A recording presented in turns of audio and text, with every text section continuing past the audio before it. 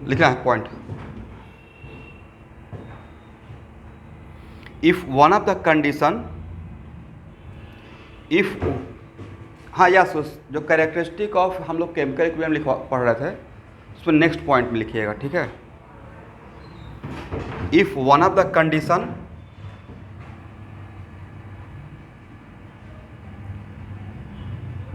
One of the condition, इस पे बात करूंगा, पहले लिख लीजिए condition like temperature, pressure and concentration,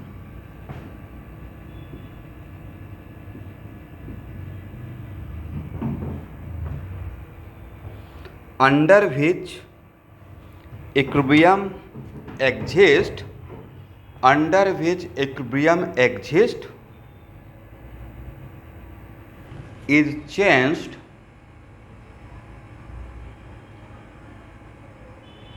the equilibrium shift,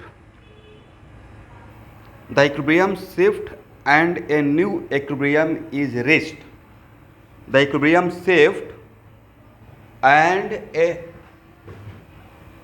one, फिर से मैं रिपीट कर रहा हूँ, one of the condition like temperature, pressure and concentration under which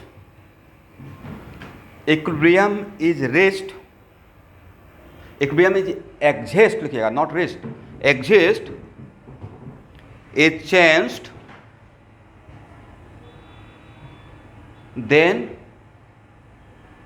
equilibrium disturbed and a new equilibrium attained, and a new equilibrium attained, is it right? इसका मतलब है student के, मान लेते हैं, यहाँ देखिएगा,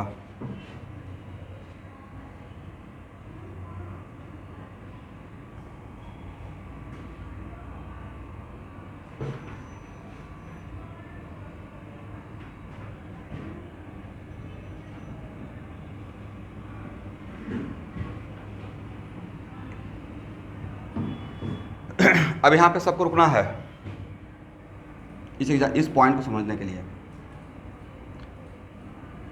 मान लेते हैं कि ये रिएक्शन स्टार्ट किए होंगे, मुझे नहीं पता है कि ए बी सी डी किसको लेकर स्टार्ट किया, बट इक्विलिब्रियम अटेंड किया।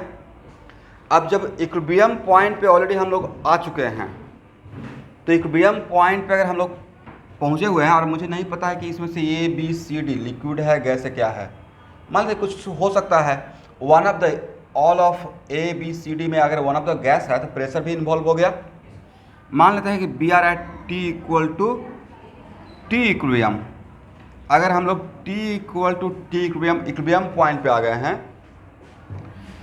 तो it is very important to note that कि अगर हम लोग इक्विलिब्रियम पॉइंट पे हैं और उस टाइम पे कॉन्सेंट्रेशन का वैल्यू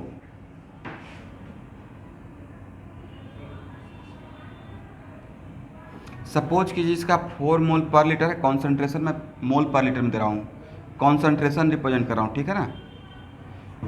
इक्विलिब्रियम पॉइंट पे 4 है, हो सकता है इसका 6 हो, इसका 8 हो, इसका 5 हो।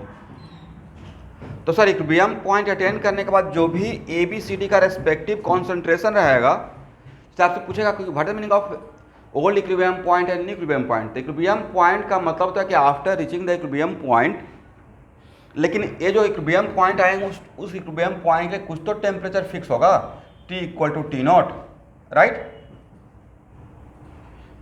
और जिस कंटेनर में हो रहा होगा उसका प्रेशर भी फिक्स होगा, P नॉट। और eight equilibrium point reaction static नहीं, रुकता नहीं है, डायनेमिक रहता है, रिएक्शन होते रहता है, राइट। लेकिन कांस्टेंट क्या रहता है सर, ए और बी और सी जितना भी केमिकल सब्सटेंस है उसका कॉन्सेंट्रेशन अमाउंट टाइम के साथ कांस्टेंट हो जाता है, राइट। तो उसी को हम लोग बोलते हैं कि ए इक्विलिब्रियम पॉइंट है, बोलते हैं what is meaning of equilibrium point, old equilibrium, new equilibrium. तो मान लेते हैं कि मेरा अभी कॉन्सेंट्रेशन तो कांस्टेंट हो गया, तो क्या क्या फिक्स है sir, A B C D का कॉन्सेंट्रेशन तो एकदम इक्विलिब्रियम पॉइंट पे कांस्टेंट हो गया टाइम के साथ, टी नोट भी है कांस्टेंट, टी नोट को मेंटेन किए हुए हैं, प्रेशर को मेंटेन किए हैं। अब इन तीनों में से कोई भी अगर एक चेंज करते हैं, कोई भी एक, मान लेते हैं कि आप कॉन्सेंट्रेशन ही चेंज कर दिए, इन तीनों में से किसी को चेंज कीजिएगा तो आपका इक्विलिब्रियम डिस्टर्ब हो जाएगा, और डिस्टर्ब होके ये फिर से एक नया इक्विलिब्रियम की तरफ शिफ्ट होगा। तो सर डिस्टर्ब होकर अगर हो गया तो फिर से न्यू इक्विलिब्रियम अटेंड करने के लिए वो किधर जाएगा, लेफ्ट से राइट जाएगा या राइट से लेफ्ट जाएगा। इसको हम लोग पढ़ेंगे under the heading Le Chatelier principle, right. लेकिन मान लेते हैं कि मैंने इन तीनों से किसी एक को चेंज किया, लेट अस सपोज, और चेंज करने के बाद यहाँ से ये मेरा कौन सा पॉइंट था, ओल्ड इक्विलिब्रियम पॉइंट, एक नया इक्विलिब्रियम पॉइंट पे आया, और नया इक्विलिब्रियम पॉइंट का रिक्वायरमेंट क्या हुआ, डैम श्योर मैंने तीनों से कोई चेंज किया होगा बाय चेंजिंग व्हाट, यहाँ से यहाँ तक आने के लिए जब तक उन तीनों फैक्टर में से किसी को चेंज नहीं करेंगे तब तक इक्विलिब्रियम चेंज होगा। तो इक्विलिब्रियम पॉइंट चेंज होने का मतलब होता है कि इसका रिलेटिव अमाउंट चेंज होना, क्योंकि 90% लोगों को दिमाग में आता ही नहीं कि Bharat meaning of old equilibrium point shift करने का मतलब क्या होता है। इक्विलिब्रियम पॉइंट शिफ्ट करने का सिंपल सा मतलब होता है कि जो पहले वाला इक्विलिब्रियम पॉइंट पे रिलेटिव अमाउंट था जो कि टाइम के साथ कांस्टेंट था, अब वो न रहकर कुछ और वैल्यू मिलेगा, वो वैल्यू चेंज हो जाएगा, और वो चेंज होने के लिए या तो ओवरऑल रिएक्शन लेफ्ट से राइट जाएगा या ओवरऑल रिएक्शन राइट से लेफ्ट आएगा, करेक्ट। तो मान लेते हैं कि मैंने सपोज किया, मुझे नहीं पता है, कुछ तो समझाने के लिए लेंगे, लेट अस सपोज मेरा पूरा मैंने किसको चेंज करके यहाँ से यहाँ तक आने के लिए बिना कोई कंडीशन को डिस्टर्ब किए हो क्या आएंगे, नहीं आएंगे। तो मान लेते हैं यहाँ से यहाँ तक आने के लिए मैंने किसी कंडीशन को डिस्टर्ब किया, और डिस्टर्ब करने से यहाँ से 1 मोल चला गया, कितना, तो यहाँ से 1 मोल जाएगा तो यहाँ से कितना मोल जाएगा। अब भाई अब जो भी नहीं रिएक्शन जो भी होगा वो तो कोफिशिएंट को मेंटेन करते हुए तो होगा,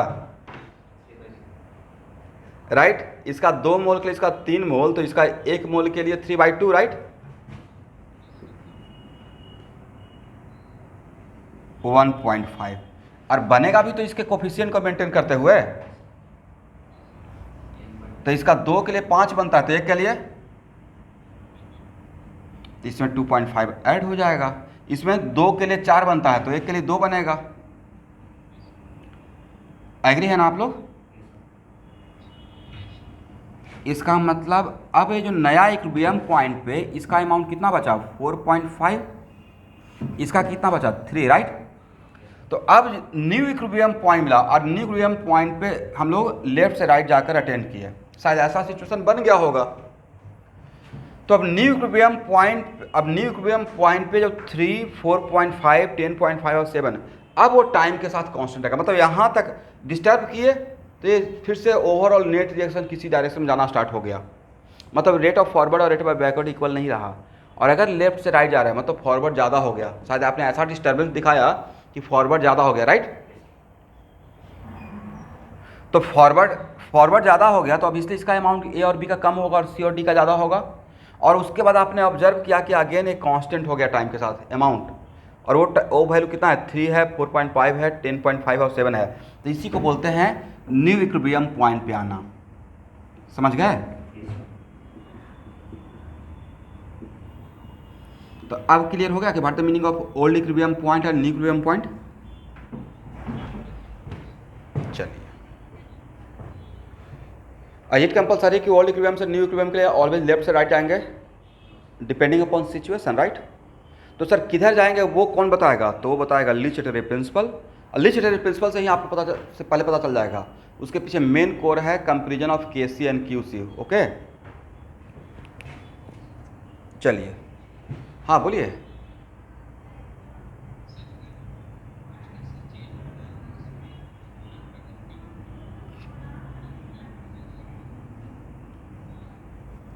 देखिए प्रोडक्ट कम फॉर्म में मतलब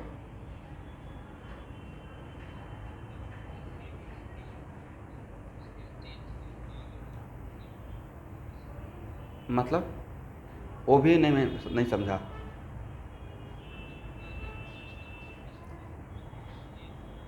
हम्म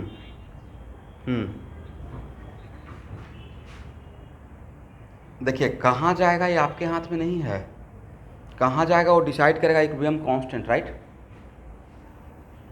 कहाँ जाएगा और कितना जाएगा वो हम लोग के हाथ में है, या इट डिसाइड बाई, आपको तो एग्ज़ाम के लिए पढ़ा भी दिए हैं, ये डिसाइड हम लोग करते हैं या केसी और क्यूसी का कंपेरिजन करता है, कौन करता है।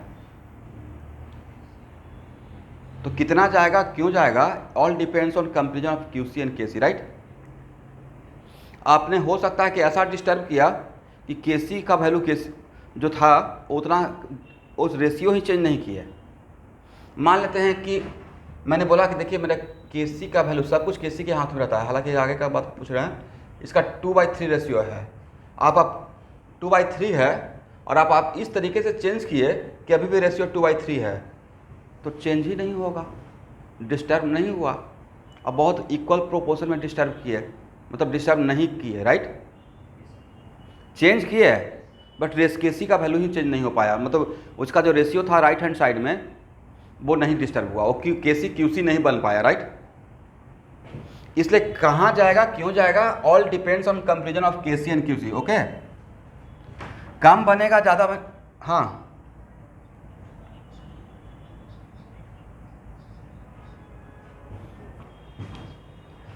भाई एकदम नेटवर्क सही रखिए। मैंने यहाँ पे बोला था कि इफ़ लेट अस सपोज, मैंने मान लिया कि यहाँ से अगर 1 मोल चला गया, मैं पहले ही बोल रहा हूँ लेट अस सपोज कि मैंने कुछ डिस्टर्ब किया, उससे रिएक्शन फॉरवर्ड की तरफ जाना स्टार्ट हो गया।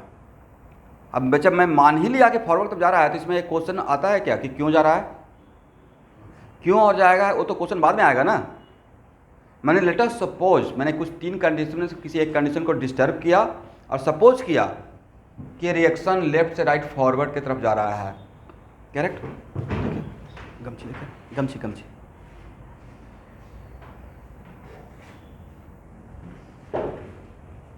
तो अगर ये फॉरवर्ड की तरफ जा रहा है और इसमें से अगर 1 मोल गया, तो अगर ए के बारे में मुझे पता है कि हाँ ए का पता चल गया कि इसका 1 मोल चला गया है डिस्टर्ब होकर, और तब जाकर एक नया इक्विलिब्रियम पॉइंट पर रुका है, यहाँ पे आकर 3 पे कांस्टेंट हो गया, तो इसका यहाँ से 1 जाएगा, तो बाकी कहाँ से कितना, बी से कितना जाएगा और सी कितना बनेगा, all depends on what. No doubt reversible है बट बैलेंस है, तो इसका रिएक्शन होने का तरीका तो अकॉर्डिंग टू मोल ही रहेगा, स्टोइचोमेट्रिक कोएफिशिएंट, राइट। ऐसा थोड़े होगा कि इसका 1 गया तो यहाँ से भी 1 जाएगा, यहाँ से भी 1 बनेगा, यहाँ पे भी 1 बनेगा, ये लॉ ऑफ केमिकल इक्विवेलेंस तो है नहीं, करेक्ट।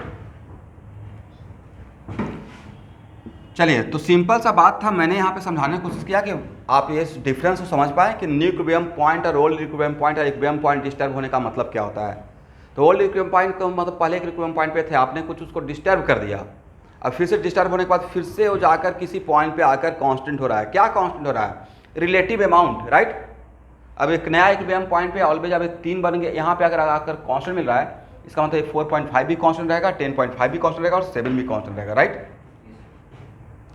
तो this is called old equilibrium point and new equilibrium point. यहाँ तक किसी को डाउट?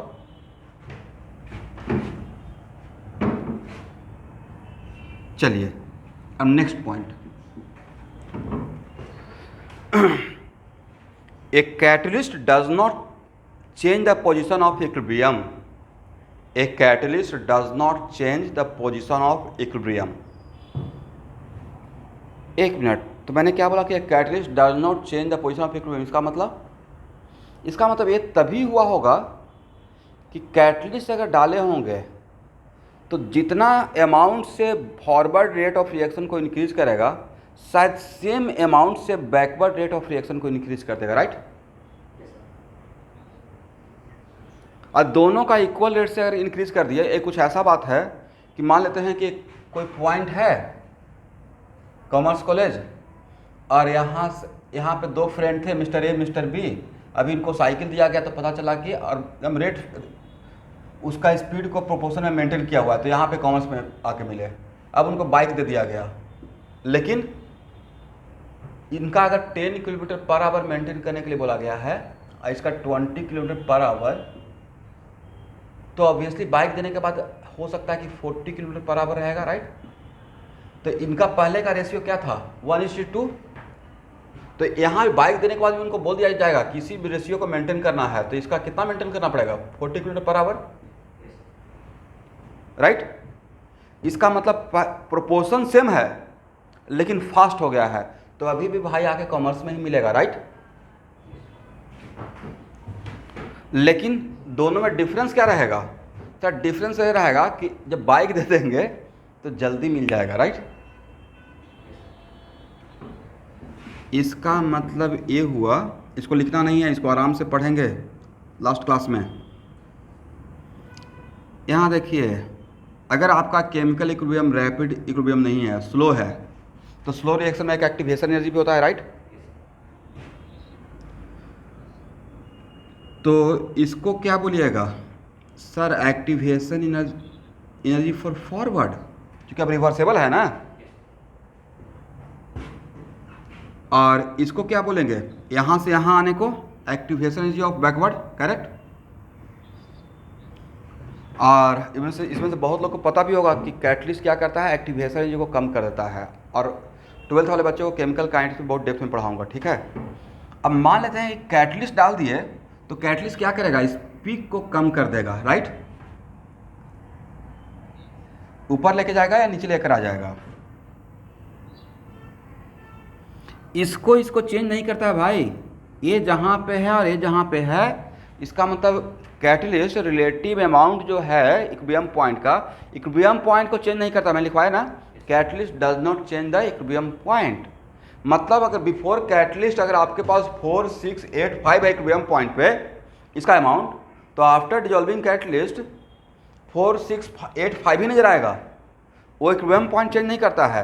तो सर फिर चेंज क्या करता है? चेंज करता है,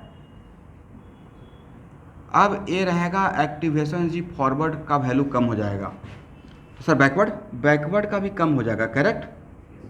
बट अगर माइन्यूटली ऑब्जर्व करेंगे तो बैकवर्ड का जितना अमाउंट से कम हुआ है, फॉरवर्ड का भी उतना ही अमाउंट से कम हुआ है। देखिए तो सही बोल रहे हैं या गलत बोल रहे हैं? इसका मतलब फॉरवर्ड का ज़्यादा कम किया, बैकवर्ड का ज़्यादा कम किया, दोनों का इक्वल अमाउंट से कम कर दिया एक्टिवेशन एनर्जी। तो दोनों का एक्टिवेशन एनर्जी इक्वल अमाउंट से कम करेगा, तो बाद में आपको बताएंगे एक आर्हेनियस इक्वेशन। तो एक्टिवेशन एनर्जी का सेम अमाउंट से कम करेगा तो उसका रेट कांस्टेंट भी सेम अमाउंट से बढ़ जाएगा, ठीक है। दिस इज द वजह कि catalyst rate of reaction forward और बैकवर्ड को डिफरेंट अमाउंट से एक्सेलरेट करता है या सेम अमाउंट से बढ़ा देता है। तो सेम अमाउंट से बढ़ाएगा तो इक्विलिब्रियम पॉइंट चेंज नहीं होगा, बस डिफरेंस क्या रहेगा? इक्विलिब्रियम पॉइंट अटेंड करने का टाइम रिड्यूस हो जाएगा, राइट। इसको लास्ट क्लास में पढ़ेंगे स्टूडेंट, ये हम लोग सिलेबस का पार्ट है, ठीक है। इस पे ग्राफ भी ड्रॉ करना है। तो एक पॉइंट लिख लीजिएगा, कहाँ तक लिखे थे? एक catalyst does not change the position of equilibrium, comma, it accelerate both the forward and backward reaction, it accelerate both forward and backward reaction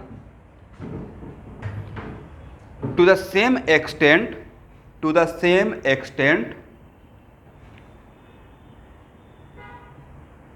so that same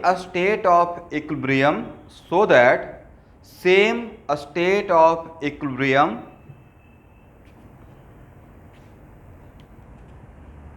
is reached. Yes, it accelerate both forward and backward reaction by same extent मतलब by same amount, right, so that it achieve same equilibrium point but quickly.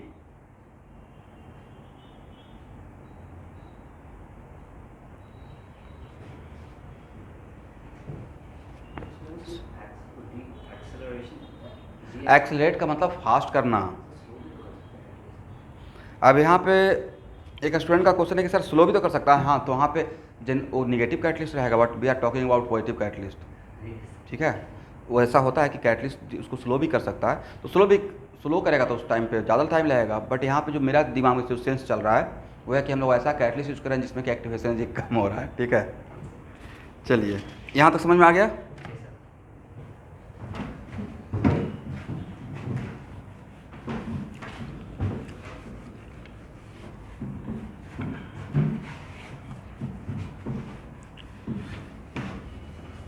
बोलिए, NaOH plus sulphur क्या होता है? Fast. Na sulphur plus NaOH, कल ही तो पढ़ाए थे रात में, sodium thiosulphate plus Na2S plus water, disproportionation.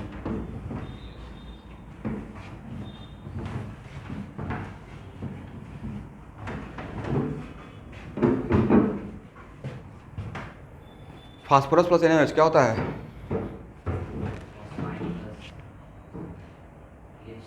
NaH2PO2 plus PH3 as a impurity P2H4। अब मैं इस साल पढ़ा रहा हूँ आप लोग को इनऑर्गेनिक, अब मुझे लास्ट दिसंबर तक याद रहेगा, कभी भी जो पढ़ा दिया वो कभी भी पूछ सकता हूँ, ठीक है ना। जैसे ऐसा लगता है कि भूल गए तो वहाँ पे फिर मैं बोल के याद करेंगे, ऐसे रिवर्स करते रहेंगे, ऐसे ही क्लास ले रहे हैं, कुछ पूछ दिए रिकॉल हो जाएगा।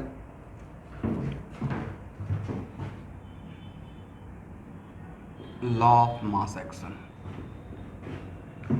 आप लोग को पता है कि नहीं कि इनऑर्गेनिक केमिस्ट्री थ्योरी एक बार पढ़ने के बाद बार बार थ्योरी पढ़ने से नहीं, रिवर्स करने से याद रहेगा, ऑब्जेक्टिव बनाने से इनऑर्गेनिक याद होता है, ठीक है। ऑप्शन देख के याद आ जाता है, जो मैंने बात बोला वही अगर ऑप्शन में रहता तो याद पड़ जाता, अच्छा यहाँ पे तो ये था, राइट। चलिए, लॉ ऑफ मास एक्शन लिखिएगा पहला point. The law of mass action state that, the law of mass action state that the rate of chemical reaction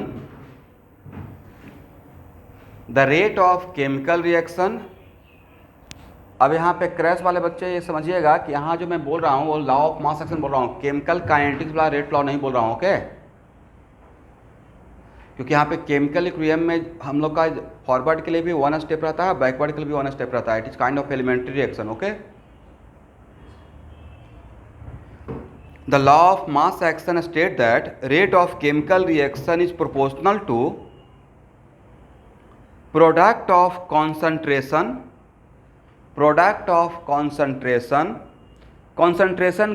के बाद ब्रैकेट में एक्टिव मास लिखिएगा, प्रोडक्ट ऑफ कॉन्सेंट्रेशन के बाद ब्रैकेट में active mass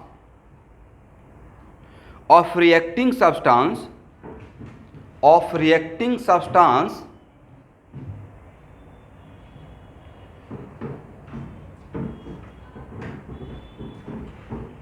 each raised to the power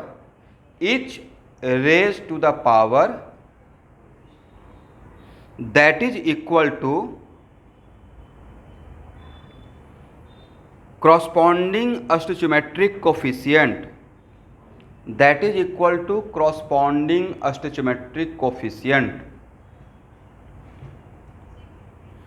Yes, the law of mass action states that the rate of chemical reaction is directly proportional to concentration bracket में active mass raised to the power that is equal to corresponding stoichiometric coefficient.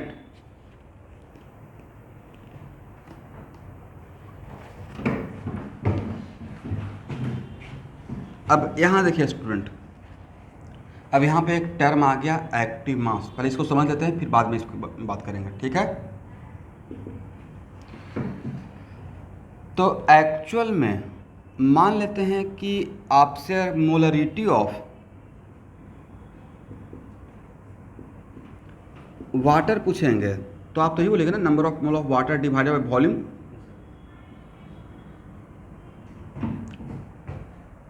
Number of mole of water divided by volume. अगर 1 litre water लेते हैं तो उसमें मोटा मोटी कितना आता है number of mole of water 55.56, इसका मोलरिटी रहेगा 55.56। आप समझ पा रहे हैं मैंने क्या बोला? लेकिन वही अगर मैं वाटर में अगर ऐसे स्क्वायर ब्रैकेट लगा दूंगा तब 1 लेंगे। इसका मतलब है कि सर ऐसा क्यों हुआ? तो इसका पीछे का वजह है कि मान लीजिए किसी रिएक्शन में it is very important to note that अभी अगर आपने वाटर ए प्योर लिक्विड है राइट, वाटर का 1 लीटर किसी रिएक्शन में दे दिए, आफ्टर सम टाइम वाटर का अब 1/2 लीटर आपके हाथ में बचा। कितना लीटर? 1/2 लीटर। तो 1/2 लीटर वाटर का अगर मोलरिटी निकालिएगा molarity of water half litre का, यहाँ पे 1 लीटर का बात किए हैं, तो हाफ लीटर का मोलरिटी कितना होगा, निकाल के जरा बताइए। तो सर हाफ लीटर आएगा तो 55.52 आप कीजिएगा ना, 55.56 डिवाइड बाई 2 और डिवाइड बाई हाफ, सर उतना ही मिल गया, राइट। तो सर इसका तो मोलरिटी चेंज ही नहीं हो रहा है, राइट। कॉन्सेंट्रेशन का चेंज दिखेगा इसमें, मास चेंज हो रहा है लेकिन कॉन्सेंट्रेशन चेंज नहीं दिख रहा है। तो जब कॉन्सेंट्रेशन चेंज नहीं दिख रहा तो कॉन्सेंट्रेशन तो आपको कांस्टेंट नजर आएगा, even if water is consumed, right. वैसे ही मान लेते हैं किसी सॉलिड का एक टुकड़ा लिए हुए हैं, ये 200 ग्राम था, ठीक है ना एवरीवन, करेक्ट। अब 200 ग्राम से 50 ग्राम का टुकड़ा बन के रह गया, बट यहाँ पे जो इसका डेंसिटी था और यहाँ पे डेंसिटी पे कोई फर्क पड़ेगा। आप शुगर कैंडी का ही एक बड़ा सा टुकड़ा लीजिएगा, उसको डाल दिए, ठीक है, उसमें से डिजॉल्व हो रहा है, सोल्यूशन में जा रहा है, लेकिन उसका जो सॉलिड फॉर्म में जो इसका यहाँ पे डेंसिटी था वही यहाँ पे है, तो इसका मतलब है कि इसका भी density is also kind of concentration. ऐसे मान के समझने के पॉइंट ऑफ व्यू से लास्टली तो रटना ही है, मुझे पता है और आपको भी पता है, प्रॉब्लम बनाने के टाइम पे इतना बात नहीं सोचेंगे। इसका मतलब है कि प्योर लिक्विड का जब कॉन्सेंट्रेशन इवन कंज्यूम होता रहता है लेकिन मोलरिटी चेंज नहीं होता है, दिस इज द वजह कि प्योर लिक्विड का एक्टिव मास को हम लोग 1 मान लेते हैं, उसका एक्टिविटी हम लोग को नज़र ही नहीं आता है, right, even if mass is consumed, correct. That's why आज के बाद प्योर लिक्विड का एक्टिव मास कितना मानना है, तो एक्टिव मास अलग बात है और मोलरिटी अलग बात है, राइट। इसका मतलब है प्योर लिक्विड में जब स्क्वायर ब्रैकेट लगा दीजिए, नॉट सॉल्यूशन, ओके, तब इसका स्क्वायर ब्रैकेट लगाने के बाद वैल्यू 1 बताना है, करेक्ट।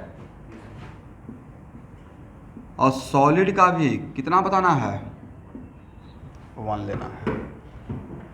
लेकिन अगर H प्लस एक्वस रहेगा, ध्यान सुनिएगा, तो H प्लस एक्वस का मतलब प्योर लिक्विड है या H प्लस यहाँ पे सॉल्यूशन है, it is kind of solution, right, solution है। तो सॉल्यूशन में अगर H प्लस खत्म होगा तो ऑब्वियसली H प्लस का मोल कम होगा तो मोलरिटी चेंज होते रहेगा, राइट।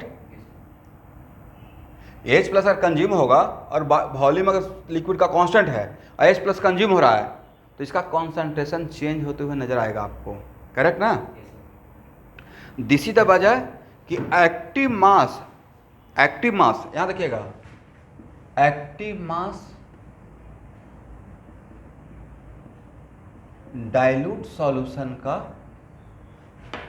होता है गामा इंटू मोलरिटी, और गामा को बोलते हैं एक्टिविटी, और डाइल्यूट सॉल्यूशन के लिए गामा का वैल्यू 1 हो जाता है। दिस इज द वजह सॉल्यूशन के लिए, किसके लिए, dilute solution, not solvent, pure नहीं बोल रहा हूं, सॉल्यूशन के लिए ए वैल्यू एक्टिव मास और मोलरिटी इक्वल ले लेते हैं, समझ गए एवरीवन। तो आज के बाद एक्टिव मास किसका, प्योर लिक्विड का या सॉलिड का 1 मान के काम करना है केमिकल इक्विलिब्रियम में या कहीं भी, बट सॉल्यूशन का डाइल्यूट सॉल्यूशन, इवन मतलब डाइल्यूट सॉल्यूशन खास करके, तो जो सॉल्यूशन का मोटा डाइल्यूट ही रहता है तो उसका हम लोग मोलरिटी के बराबर पकड़ते हैं। बट होता ये है active mass directly proportional to molarity, और गामा क्या है, कांस्टेंट ऑफ प्रोपोर्शनलिटी। इसका एक्सपेरिमेंटल ऑब्जर्वेशन है कि इसका वैल्यू डाइल्यूट सॉल्यूशन के लिए गामा का वैल्यू 1 होता है। लास्टली हम लोग रट जाएंगे क्यों होता है, ये मेरा अभी चर्चा का विषय नहीं है।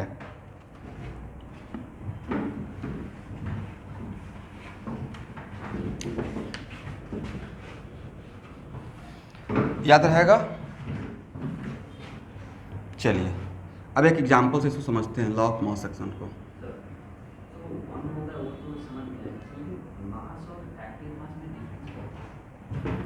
मास हो गया कि ठीक मास है, मास खत्म हो रहा है, मतलब ये पता चल रहा है कि तुम काम कर रहे हो लेकिन उसका कुछ रिजल्ट नहीं दिख रहा है, मतलब मुझे तो रिजल्ट दिखेगा तभी तो लगेगा कुछ एक्टिविटी हो रहा है, राइट। वैसे मास तो कंज्यूम हो रहा है, बट जब हो सकता है कोई स्टडी कर रहा है उसको कॉन्सेंट्रेशन के टर्म में स्टडी कर रहा है, राइट। क्योंकि केमिकल इक्विलिब्रियम में या केमिकल काइनेटिक्स में हम लोग जनरली मोस्टली कॉन्सेंट्रेशन के टर्म में काम करेंगे, मास के टर्म में नहीं, और कॉन्सेंट्रेशन का चेंज दिख ही नहीं रहा है तो लगेगा कि कॉन्सेंट्रेशन तो कांस्टेंट है, राइट। तो उसका एक्टिविटी रिएक्शन में दिखेगा नहीं। इसलिए एक्टिव मास का मतलब मास, बट मास का मतलब मास, एक्टिव मास का मतलब कॉन्सेंट्रेशन वाला टर्म ए वाला, उसी को एक्टिव मास, जो रिएक्शन में एक्टिविटी जिसका दिखे, कांस्टेंट नजर नहीं आए, राइट। लास्टली ए होता है, रट जाना है। बाद में इसमें IIT में और NIT में जाने के बाद रिसर्च करना है आप लोग को। अभी तक ले इतना ही। 10th वाले बच्चे 11th में जो गए हैं ना, अब वो इसमें फंसे हुए हैं कि सर NCERT में तो सबसेल बोला हुआ है, आप तो ऑर्बिटल बोला, पी ऑर्बिटल्स, और उसमें कहीं कहीं पे पी के लिए सबसेल। तो भाई हम लोग के एक बोल दिया कैटलिस्ट, एक बोल दिया कैटलिस्ट के अंदर का केमिस्ट्री क्लास। भाई मीनिंग तो सेम है ना, पी ऑर्बिटल्स मतलब PX PY PZ तीनों बोल दिया। अब उनको इतना ना वो क्या कर क्या रहे हैं, they are doing very good job. जैसे पहले आप लोग भी कभी बैच में से कुछ बच्चे करते होंगे, वो मैं पढ़ाता हूँ साथ में NCERT लेके बैठे हुए रहते हैं। मैं कुछ बोला सर NCERT में, तो भाई पूरा पढ़ तो लो। अब NCERT में मिलाते पी ब्लॉक पीरियोडिक टेबल पर चले गए। अब वो इधर वाला लेफ्ट वाला को देखें, सर 4th B है कार्बन का, आपने तो ये बोला था S और P के लिए सफिक्स लगाने के लिए। उनको बोला गूगल कर लीजिए, तो गूगल में तो हर जगह पे कहीं कहीं पे हो, लेकिन सब जगह तो यही है ना, S और P के लिए। बड़ा इंटरेस्टिंग हो रहा है भाई। यहाँ देखिए, तो अब यहाँ देखना है,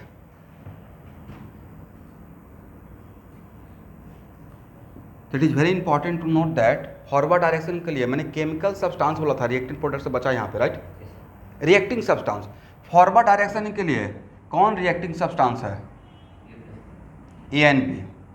और बैकवर्ड डायरेक्शन में कौन रिएक्टिंग सब्सटेंस है, C and D, राइट। तो according to law of mass action, rate of forward direction directly proportional to A के पावर A। मुझे नहीं पता है कि इसमें A और B और C और D में कौन प्योर लिक्विड है सॉलिड है। अगर प्योर लिक्विड और सॉलिड रहेगा तो उसको पहले मतलब 1 ले लेंगे, राइट।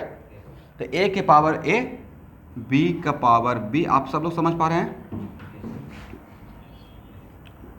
इसलिए RF इक्वल टू क्या हो जाएगा, KF A के पावर A एंड B के power B, is it right. जहां पे KF क्या है, rate constant of forward direction. But उसको rate constant of forward direction बोलने से पहले बोलना चाहिए कांस्टेंट ऑफ प्रोपोर्शनलिटी। इससे आपको कॉन्फिडेंस ये आएगा कि कांस्टेंट ऑफ प्रोपोर्शनलिटी बोलना एक टर्म ज़्यादा लगता है, बट बोलने से कॉन्फिडेंस आता है कि वो check constant of proportionality sir बोल रहे हैं, इसका मतलब KF का वैल्यू ना ही A के कॉन्सेंट्रेशन पे डिपेंड करेगा, ना ही B के, ना ही इसका रेट पे, राइट। A डिपेंड करेगा सम अदर फैक्टर। तो sir some other factor like temperature और कैटलिस्ट, राइट।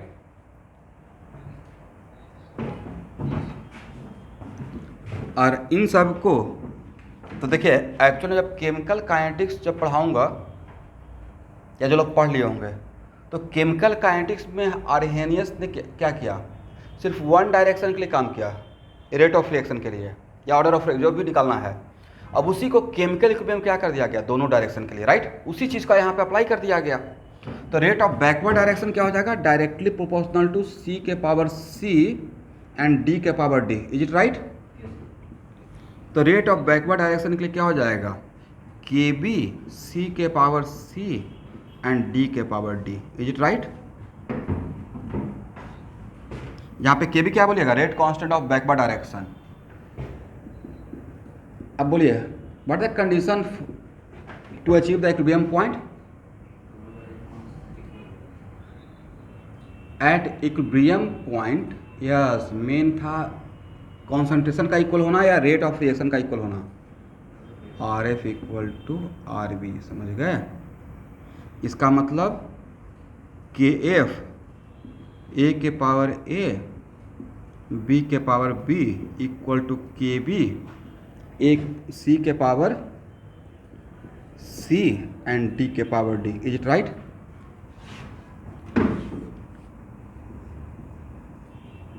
तो KF by KB equal to, यहाँ पे देखना है शहबाज, आपका क्वेश्चन का आंसर यहाँ पे मिलेगा, C के पावर C D के power D divided by A के पावर A बी के पावर, बहुत आसान टॉपिक है, यहाँ से क्वेश्चन नीट में आता है और बन जाएगा। यहाँ देखिए, यहाँ बताइए, is it KF depends on concentration of C D A B के बी। इसका मतलब है कि कॉन्सेंट ए बी सी और डी का कॉन्सेंट्रेशन अगर चेंज करते हैं तो उसका चेंज करने से ये रेशियो चेंज होगा क्या? ये रेशियो चेंज नहीं होगा, राइट। इस राइट हैंड साइड का चीज़ डिस्टर्ब हो गया, रेशियो चेंज हो गया, बट ये डिस्टर्ब आपका इस तरफ का चीज़ों को चेंज करने से ये वैल्यू चेंज नहीं होगा। ये वैल्यू किसी और फैक्टर पर डिपेंड करता है, इसका रेशियो किसी और फैक्टर पर डिपेंड करता है। वो फैक्टर है टेम्परेचर और एक्टिवेशन एनर्जी, करेक्ट। टेम्परेचर और कुछ और वैल्यू रहेगा, करेक्ट।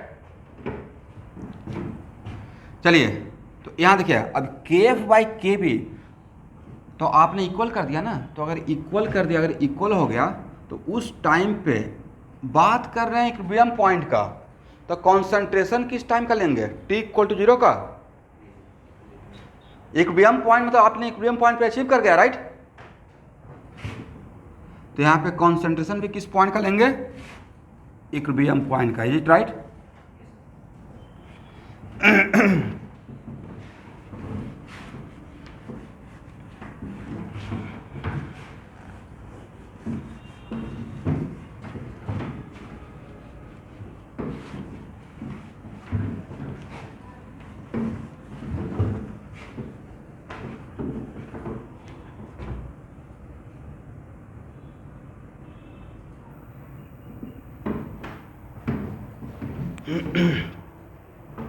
अगला साल जितने भी 12th क्लास के बच्चे हैं टारगेट लेके चलेंगे कि हम लोग को CEE में टॉप 5 में रिजल्ट देना है। आपको CEE में जाना नहीं है, वो रिजल्ट मैं इतना मेहनत से पढ़ा रहा हूँ, वो मेरे लिए, राइट। और उसका फॉर्म भी मैं ही फिलअप करवा दूँगा। मतलब आपको एक चैलेंज दे रहा हूँ कि आप इतने टैलेंटेड हो, इतना मेहनत करेंगे, और JEE मेन में कम से 200 से कम का टारगेट नहीं रखना है।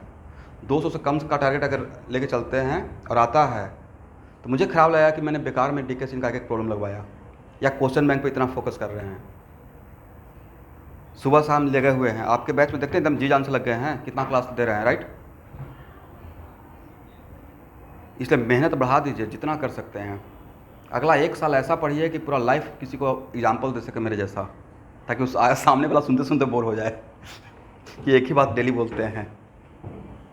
बट एक्चुअली फैक्ट है, जो IIT की तैयारी करता है, सीरियसली करता है, वो अलग जोन में रहता है। और कौन क्या सोचता है उससे मुझे थोड़े मतलब है, मैं तो मोटिवेट हो गया बोलकर। जैसे आप सब क्या सोच रहे हैं मुझसे मतलब ही नहीं है, मैं पढ़ा कर बोल कर अपना मोटिवेटेड हूँ, राइट। और मुझे अपने से मतलब है, अगर उस मोटिवेशन से मेरा 2% ज़्यादा काम होता है, इट्स गुड।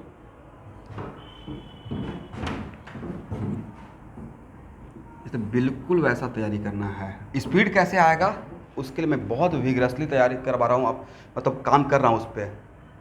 बहुत क्वेश्चन पेपर बना रहे हैं, जब को बहुत पे बना रहा हूँ, मतलब उतना आप एक्सपेक्टेशन भी नहीं करके चल रहे होंगे।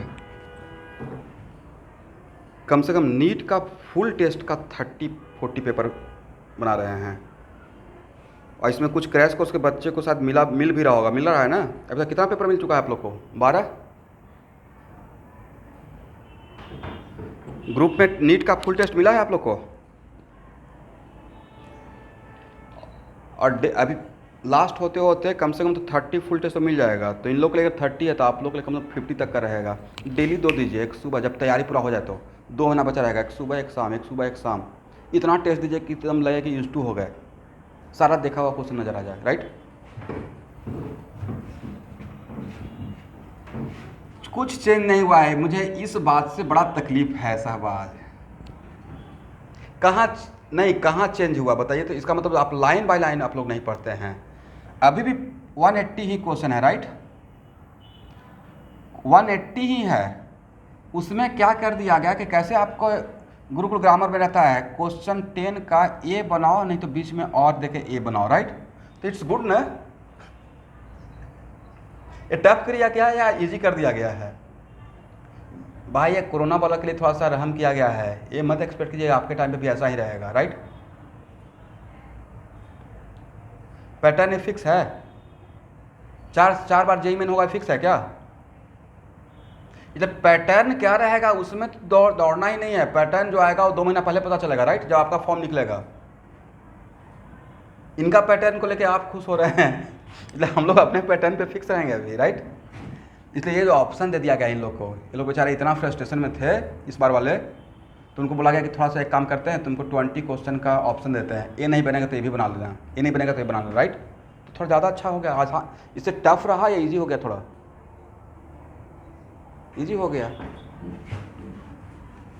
इसलिए पैटर्न जो बोलते हैं ना, जैसे सबसे ज़्यादा आप गूगल कीजिएगा जाकर, आईआईटी में सबसे पहले पैटर्न कब चेंज हुआ? एडवांस का एग्ज़ाम का 2006 मेरे टाइम पे, उसी टाइम से शुरू हुआ है मैचिंग का, मोर देन वन ऑप्शन का, इंटीजर का, पैराग्राफ का, सब कुछ का। Only one option, more than one option, paragraph, integer, जितना भी आईआईटी ने सोचा था पैटर्न चेंज करने का, सारा एक्सपेरिमेंट मेरे टाइम पे, और एक ही दिन में 3 पेपर। और ये बात जान करके मैं रोना स्टार्ट करता, पैटर्न तो चेंज होगा, अब क्या होगा, तो न्यूटन 4th लॉ हो जाएगा। भाई वही था, इतना बढ़िया वो सपोर्ट हो गया मेरा। पैराबोला का एक क्वेश्चन आया था 6 मार्क्स का, एक ऑप्शन मैच किया था, उसी से सारा ऑप्शन मैच कर गया, हो गया, करेक्ट हो गया। आपको तक 2006 का इलेक्ट्रोस्टैट में दिखाए थे ना क्वेश्चन, टफ था मैचिंग का। इसलिए खुश रहिए, पैटर्न वही आएगा, physics, chemistry, biology, don't worry. यहाँ देख लीजिए, ये आएगा, ये क्या है? तो अगर हम लोग बात कर रहे हैं इक्विलिब्रियम पॉइंट का, it is very important to note that, तो कॉन्सेंट्रेशन भी किस पॉइंट का लेंगे? इक्विलिब्रियम पॉइंट का लेंगे, राइट। चलिए, और के एफ वाई के, यहाँ देखिए K F by K B का रेशियो, इसी को बोलते हैं equilibrium constant, correct.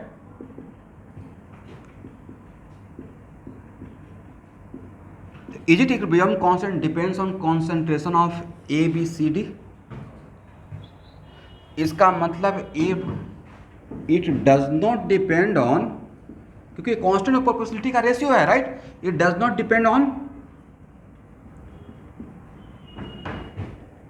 concentration of reacting substance।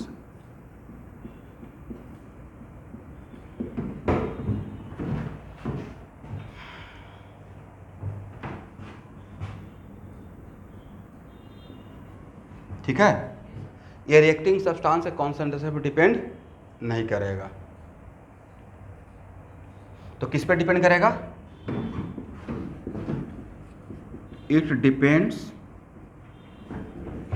on some other factor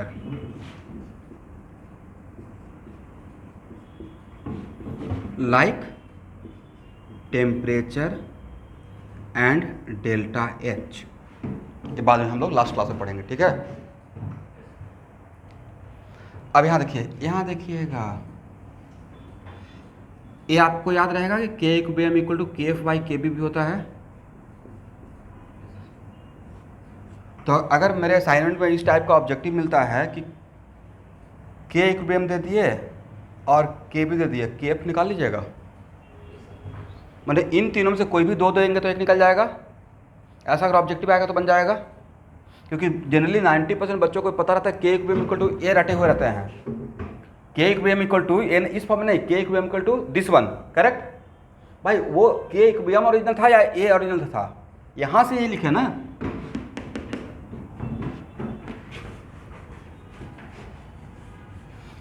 अब यहाँ देखिए सवाल, आप ये क्लास, ये जो बात आगे के क्लास का है, लेकिन आपके लिए सिर्फ बोल देता हूँ। इसका मतलब ये हो गया कि के इक्विलिब्रियम इक्वल टू सी के पावर सी और डी के पावर डी, करेक्ट, और ए के पावर ए और बी के पावर बी।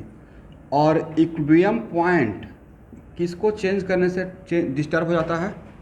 कौन कौन सा था? आज एक पॉइंट लिखवाए हैं, by changing one of the condition like pressure, temperature and concentration, right. तो डिस्टर्ब करने के लिए आप क्या कीजिएगा? मान लेते हैं मैंने बोला कि आपको इक्विलिब्रियम पॉइंट को डिस्टर्ब कर देना है और कॉन्सेंट्रेशन को, कॉन्सेंट्रेशन के पॉइंट ऑफ व्यू से डिस्टर्ब करना है, तो कैसे डिस्टर्ब कीजिएगा? या तो आप ए बी सी डी में से किसी एक को वहाँ से रिमूव कर दीजिएगा, हटा दीजिएगा। डिस्टर्ब करने का मतलब ये ना वैल्यू चेंज कर देना, या ए बी सी डी में से किसी को डाल दीजिएगा, राइट। मान लेते हैं कि आप ऊपर से थोड़ा अमाउंट सी का डाल दिए, किसका अमाउंट डाल दिए, और इक्विलिब्रियम पॉइंट था, सी का अमाउंट आपने ऊपर से एक्सटर्नली ऐड कर दिया। ऐड करने से इस पर कोई फर्क पड़ेगा? आपने टेम्परेचर चेंज नहीं किया, ना ही डेल्टा एच के बारे में सोचा, करेक्ट? तो इस पॉइंट पे कोई फर्क पड़ेगा क्या सी को डालने से? बिकॉज के equilibrium does not depend on concentration of reacting substance, is it right? But इस सी को ऐड करने से राइट हैंड साइड का क्वांटिटी तो चेंज हो गया, और चेंज होकर बड़ा हो गया, नहीं? अब किससे बड़ा हो गया? इससे बड़ा हो गया, करेक्ट? और जब इसके बराबर नहीं रहा तो क्या उसको हम लोग इक्विलिब्रियम पॉइंट मानेंगे? इक्विलिब्रियम पॉइंट पे इधर का रेशियो इसके बराबर होना पड़ेगा, करेक्ट? सारा गेम इसका है। इसका मतलब अब आपने क्या किया, राइट हैंड साइड की क्वांटिटी को बढ़ा दिया, तो अब उसको क्या होना पड़ेगा, छोटा होकर फिर से इसके बराबर होना पड़ेगा, क्योंकि जब तक इसके बराबर नहीं होगा तब तक उसको हम लोग इक्विलिब्रियम पॉइंट नहीं मानेंगे, राइट? तो इसके बराबर होने के लिए वैल्यू को कम होना पड़ेगा, करेक्ट? और कम होने के लिए क्या करना पड़ेगा? तो सर कम होने के लिए हम लोग तो न्यूमरेटर को बढ़ा दिए तो न्यूमरेटर को थोड़ा कम कर देंगे और डिनोमिनेटर को थोड़ा ज़्यादा कर देंगे, राइट? तब जाकर वैल्यू थोड़ा कम होकर इसके बराबर हो जाएगा। तो भाई न्यूमरेटर को कम करने का मतलब है कि सी और डी को कंज्यूम करेंगे, और सी और डी कंज्यूम होगा तो किधर जाएगा, बैकवर्ड। तो बैकवर्ड जाएगा तो ये और बी बढ़ जाएगा। इसका मतलब है सी को आपने ऐड कर दिया तो रिएक्शन राइट टू लेफ्ट चला गया, राइट? बट वो किसको देख कर जा रहा है, इसके बराबर होने के लिए जा रहा है, राइट? इसके बराबर होने के लिए जा रहा है। इसका मतलब सारा गेम इसका है, करेक्ट ना? इसी के बराबर होने के लिए इक्विलिब्रियम पॉइंट शिफ्ट करता है। किधर जाएगा वो, किसको देख कर जाएगा, इसको देख कर जाएगा, करेक्ट? आपको कुछ ऐसा बोला हुआ है कि आप किधर भी रहो लेकिन कॉमर्स की तरफ आना है, तो आप चांदमारी में रहेंगे तो किस तरफ मुड़ेंगे वो आपको पता है, और तिन्याली में रहेंगे तो किस तरफ मुड़ेंगे ये भी पता है आपको, राइट? किसको देख कर जाना है, किस तरफ जाना है, कॉमर्स की तरफ जाना है, करेक्ट? अब लास्ट में यहाँ से लाइफ आसान कर देंगे, डोंट वरी। ये तो एक लाइन में रट जाइएगा तो लाइफ टाइम नहीं भूलिएगा। जिसको ऐड करते हैं उससे दूर जाते हैं। न्यूटन थर्ड लॉ पे काम करता है। जो आप काम कीजिएगा ना डिस्टर्ब करने के लिए, रिएक्शन उसका उल्टा काम करके उसको एडजस्ट करके करेगा, ठीक है? तो सी को ऐड कीजिएगा तो सी से दूर जाएगा, तो सी से दूर जाएगा का मतलब बैकवर्ड, राइट? ये सब हम बाद में कोटेशन लिख लेंगे। अभी इतना समझ में आ गया? तो यही था आपका लॉ ऑफ मास एक्शन।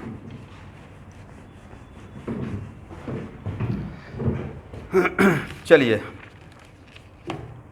अब मुझे ये बताइए कि इक्विलिब्रियम कांस्टेंट का यूनिट क्या होगा? अगर इस टर्म में दिया हुआ तो अब ओके तो एक्चुअल में यहाँ तक समझने के बाद it is very important to note that, पहले ये देख लेते हैं कि इक्विलिब्रियम, यहाँ तो जो भी हम लोग के इक्विलिब्रियम इक्वल टू जो रिप्रेजेंट किए हुए हैं वो कॉन्सेंट्रेशन के टर्म में है, राइट? तो इक्विलिब्रियम कांस्टेंट आपके चैप्टर में 3 तरीके से रिप्रेजेंट किया जाता है। एक तरीका होता है Kc, राइट? एक तरीका होता है Kp और एक तरीका होता है Kx। Kc कब रहेगा? When equilibrium constant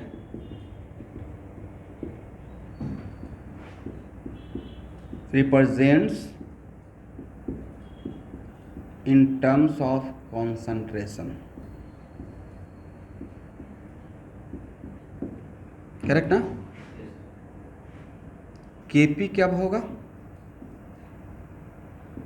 When equilibrium constant represents in terms of, बोलिए, pressure of gaseous substance, correct ना? ये बोलने से कॉन्फिडेंस ये मिला कि अगर आपका रिवर्सेबल रिएक्शन में कोई गैसियस सब्सटेंस नहीं रहेगा तो वहाँ पे Kp डिफाइन नहीं होगा, ये राइट? ये लिखवाना पड़ेगा या आप लोग समझ जाइएगा या लिख लीजिएगा? इसका मतलब इसका मतलब Kp डिफाइन होने के लिए रिएक्टेंट साइड और प्रोडक्ट साइड में एटलीस्ट वन गैसियस सब्सटेंस होना पड़ेगा, right?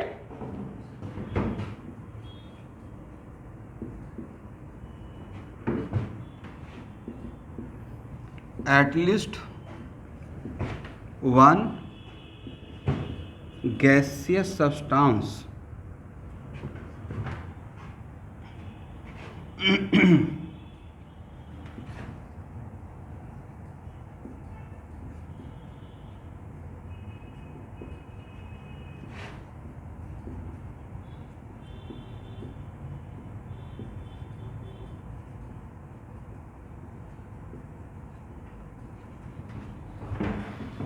at least one gaseous substance should be present in reactant side or product side, is it right? और Kx इसका मतलब अगर एक भी गैसेस सब्सटेंस नहीं रहेगा तो वहाँ पे Kp डिफाइन नहीं करेंगे, करेक्ट ना? और इफ इक्विलिब्रियम कांस्टेंट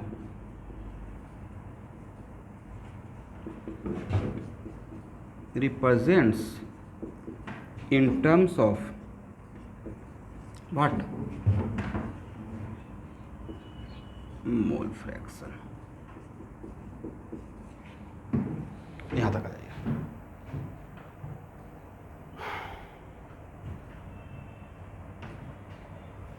तो हम लोग वन बाय वन आ जाते हैं। यहां तक हो गया ना? इसको हटाए।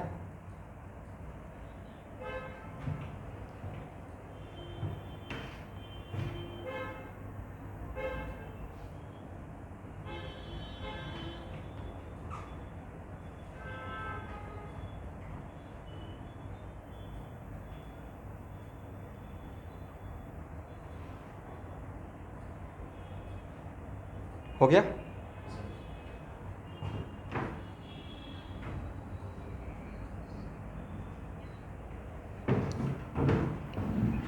हाँ,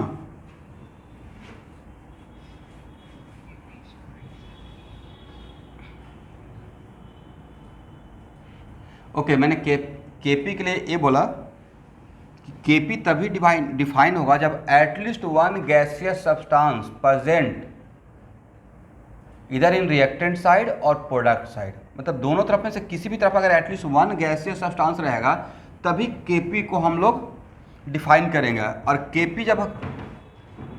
केपी को किसके टर्म में डिफाइन करते हैं? जब प्रेशर के टर्म में, राइट? और प्रेशर के लिए तो किसका प्रेशर? गैस। तो प्रेशर मतलब गैस का प्रेशर यहाँ पे लेंगे, और गैस का प्रेशर लेने के लिए वहाँ पे गैसियस सब्सटेंस होना पड़ेगा। तो अगर गैस आपके रिवर्सेबल रिएक्शन में अगर एक भी गैसियस सब्सटेंस नहीं है तो वहाँ पे केपी का कोई बात हम लोग नहीं करेंगे, राइट?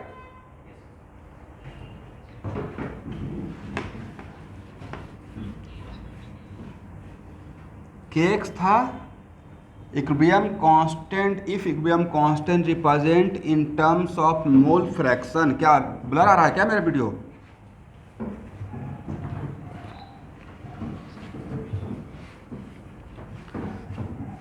तो जो भी लिखते हैं उसको बोलते हुए लिखते हैं, थोड़ा सुनिएगा।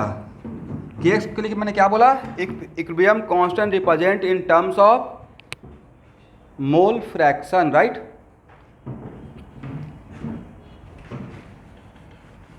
चलिए, हो गया ना? अब हम लोग एक बार थोड़ा केसी के लिए बात करते हैं। देखिए स्टूडेंट, कुछ मुझे आपको समझाना है इस पॉइंट ऑफ व्यू से ज़्यादा जनरलाइज करने के लिए, but it is not compulsory कि रिवर्सेबल रिएक्शन में all are in gaseous form. बस चीज़ों को थोड़ा सा रिलेट करना है, इसलिए मैंने सबका भी गैसियस फॉर्म में ले लिया है। बट रिवर्सेबल रिएक्शन में all are in gaseous form में हो भी सकता है और नहीं भी हो सकता है, ये आपको भी पता है, राइट?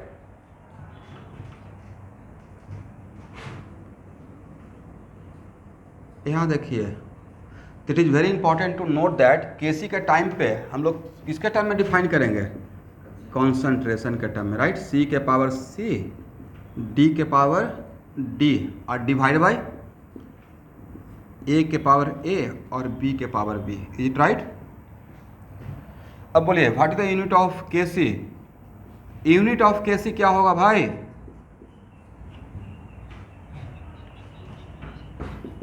वेरी गुड, मोल पर लीटर, मतलब एम लिखते हैं direct, C plus D minus A plus B.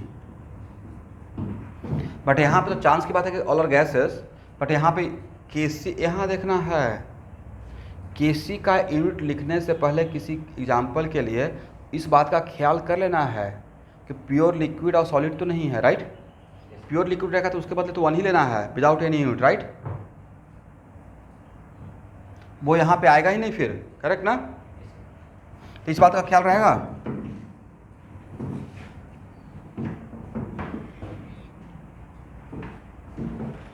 कौन सा?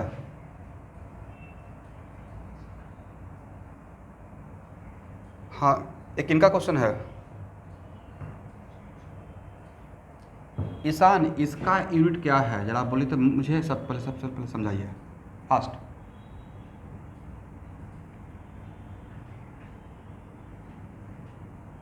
इसका यूनिट जिसको मैंने सर्किल किया उसका यूनिट क्या है, तो बोलिए मेरे साथ, मोल पर लीटर, राइट।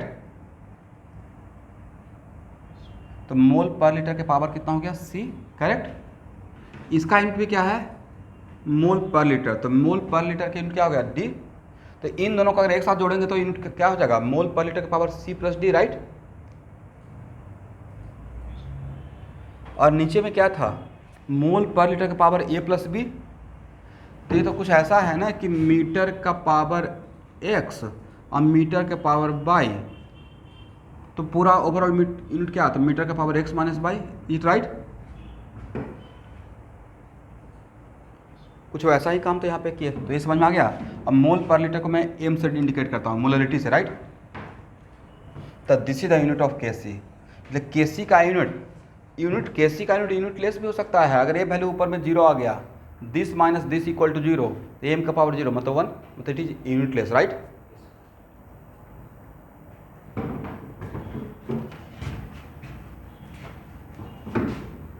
चलिए Kp, यहाँ देखिए, तो Kp के लिए क्या लिखेंगे, सबको बोलना है, Pc के पावर C, राइट। और यहाँ जो लिखते हैं वो किस टाइम का कॉन्सेंट्रेशन लेते हैं भाई, इक्विलिब्रियम पॉइंट का, राइट। तो Pc के पावर C एंड Pd के power D divided by Pa के पावर A और Pb के पावर B, करेक्ट। तो यहाँ पे Pc, Pd, Pa and Pb और ये सब क्या है बोलिए। अगर एक Kp के बराबर है, वेरी गुड, ये टोटल प्रेशर है या partial pressure, partial pressure of CD and AB respectively, right. और अगर एक Kp के बराबर है तो किस टाइम का, एट इक्विलिब्रियम पॉइंट का, करेक्ट ना। मैं इसके रेफरेंस में बात कर रहा हूँ, किसके रेफरेंस में, इस जहाँ पे ये मैंने लिखा, मैं इसको पढ़ दूंगा, डोंट वरी। मैंने लिखा Pc, Pd, Pa, Pb क्या है, partial pressure of CD, A and B respectively eight equilibrium point, correct ना। मतलब it is not total pressure, it is partial pressure, is it right. तो भाई इसका यूनिट क्या होगा, तो सर यूनिट तो डिपेंड करेगा कि आप प्रेशर का यूनिट क्या लेते हैं, राइट। अगर मान लेते हैं प्रेशर का यूनिट आपने एटीएम लिया है तो एटीएम के टर्म में आएगा। प्रेशर का यूनिट अगर आप टॉर में लिए हैं तो टॉर के टर्म में आएगा, राइट। पर जनरली अगर एटीएम के टर्म में लेते हैं तो यहाँ पे यूनिट क्या रहेगा सर, यूनिट हो जाएगा unit of Kp equal to ATM के पावर कितना, C plus D minus A plus B, is it right.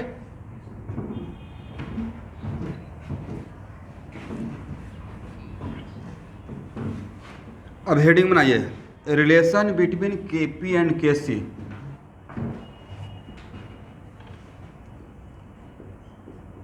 Eleventh के स्कूल का एग्जाम का favourite part, relation between Kp and Kc।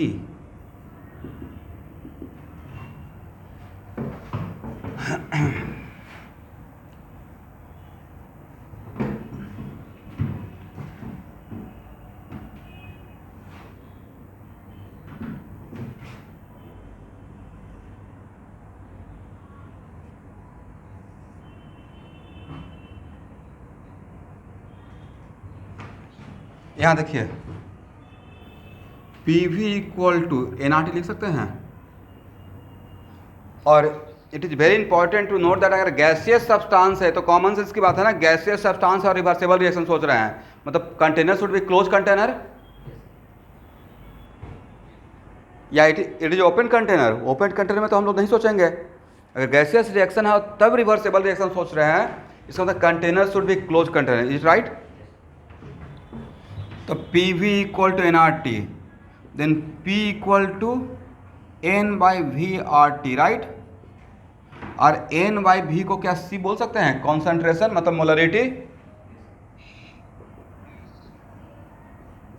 तो भाई अगर C बोल सकते हैं और अगर टेम्परेचर कांस्टेंट है तो यहाँ से तो ये भी तो आपने देख लिया कि P directly proportional to C। चलिए यहाँ तक आइए। इसका मतलब है कि अगर इस इक्वेशन से क्या लिख सकते हैं, PA, जब PA लिखिएगा तो यहाँ पर CA लिखिएगा, करेक्ट ना, कॉन्सेंट्रेशन ऑफ A। और अगर PB लिखिएगा तब यहाँ पे क्या लीजिएगा, और अगर PC तो यहाँ पे क्या लिखिएगा, कॉन्सेंट्रेशन ऑफ CRT। और अगर यहाँ पे PD लिखिएगा तो concentration of DRT, is it right. तो क्या हम लोग CA इक्वल टू इतना लिख सकते हैं PA/RT।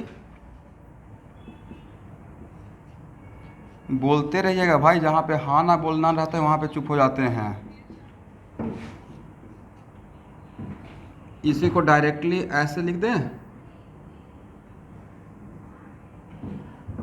ठीक है ना।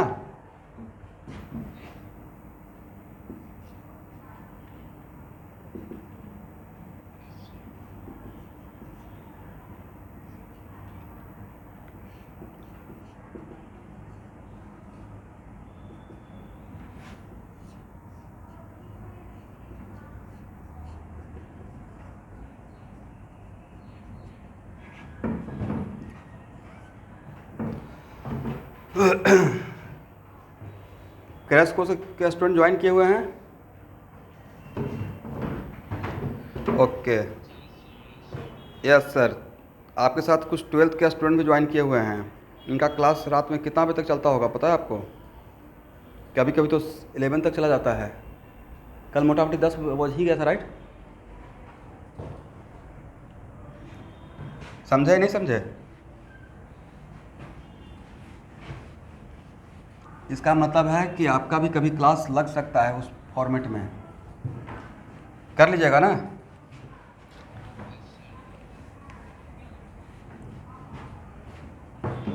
चलिए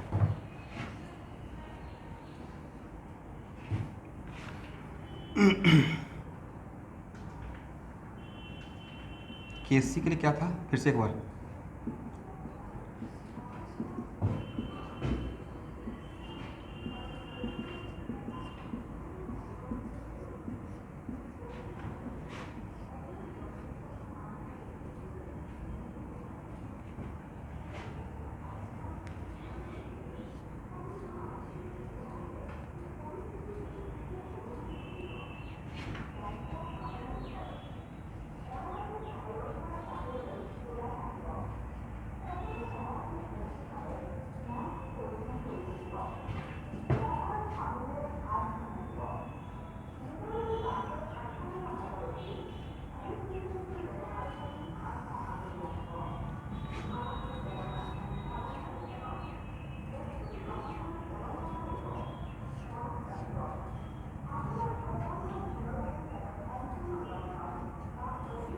क्या लिख सकते हैं?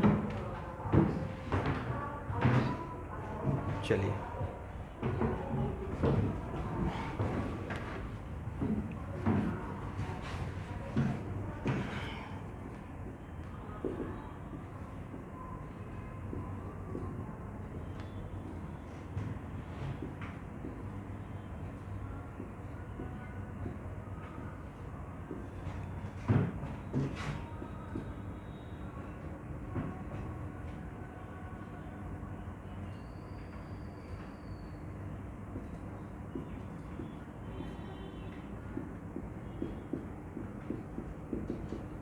देख तो सही है।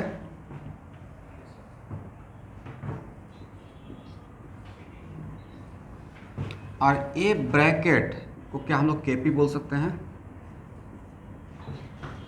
इस ब्रैकेट के बदले क्या इतना लिख सकते हैं, आर टी के power delta N.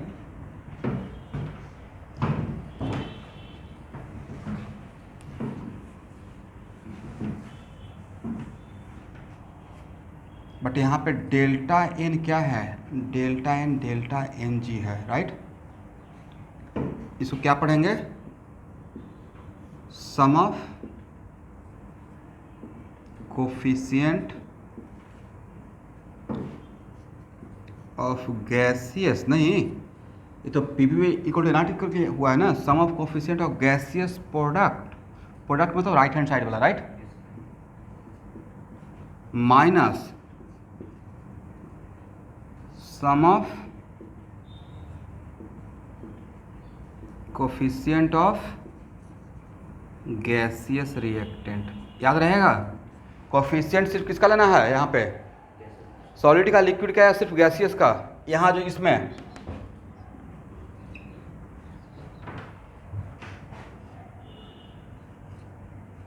Cross multiply कर सकते हैं,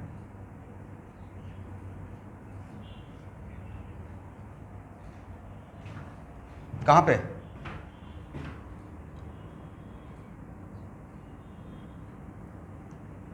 सबका वीडियो ब्लर है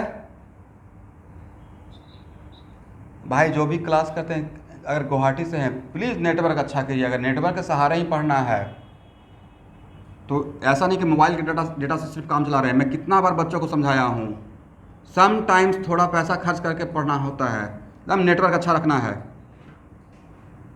एक कोशिश हम लोग का नेटवर्क भी ख़राब होता है, बट कोशिश करते हैं अच्छा रहे।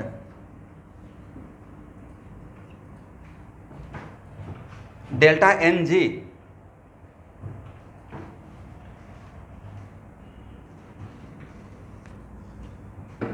ठीक है ना। तो क्या क्रॉस मल्टीप्लाई करेंगे तो ये लिखेंगे के P equal to K C R T के पावर डेल्टा एन जी।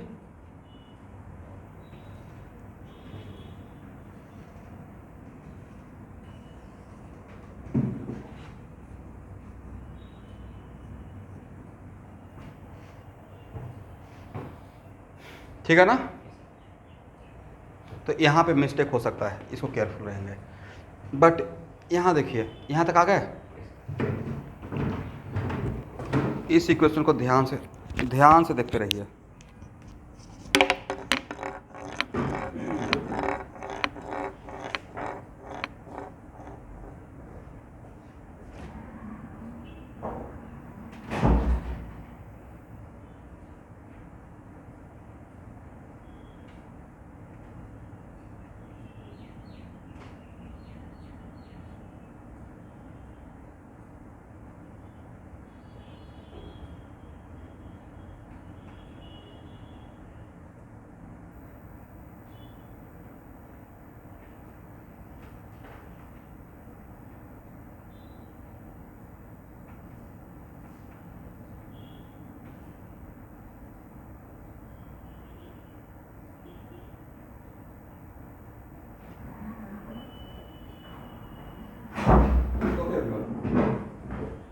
तो यहाँ से एक फ़ायदा आपको क्या होगा कि अगर वैसा रिएक्शन जहाँ पे गैसियस सब्सटेंस है तो केसी पता रहेगा तो केपी निकल जाएगा, और केपी पता रहेगा तो केसी निकल जाएगा।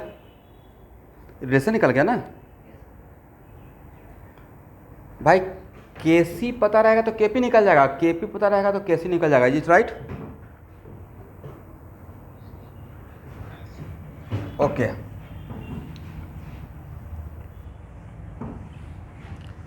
अब सबसे पहला क्वेश्चन इसमें यहाँ तक आ गया ना। अब इसमें अब कुछ केस बनाते हैं।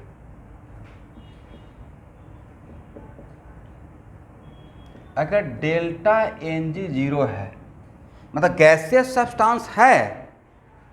गैसियस सब्सटेंस इसलिए बोल रहा हूँ कि अगर गैसियस सब्सटेंस रहेगा ही नहीं तो वहाँ पे केपी को डिफाइन ही नहीं करेंगे। Is right? मतलब वहाँ पे जो बोलते हैं उसको लिख भी लीजिएगा, ऐसा नहीं कि हाँ गैसियस सब्सटेंस नहीं है तो डेल्टा एन जी सर 0 - 0 = 0 कर रहे हैं, मैंने 0 - 0 वाला 0 नहीं है, समझे मैंने क्या बोला? मतलब गैसियस सब्सटेंस है बट उसमें भी तो चांस बन सकता है ना कि C + D का वैल्यू और A + B का वैल्यू इक्वल हो जाए, क्योंकि गैसियस सब्सटेंस रहेगा तभी हम लोग Kp का बात करेंगे, अदरवाइज Kp का बात ही नहीं करेंगे, जो है ही नहीं उसको इक्वल क्या दिखाएंगे, राइट, जो डिफाइन ही नहीं है। तो अगर गैसियस सब्सटेंस है और डेल्टा एन जी का वैल्यू अगर 0 है तो वहाँ पे Kp = क्या हो जाएगा एवरीवन, Kc, राइट।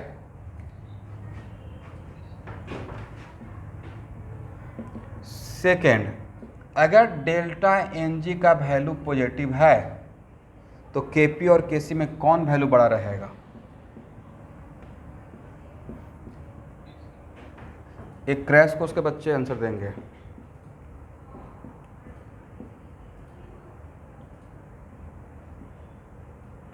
बोलिए, if delta N g greater than 0 then Kp और Kc में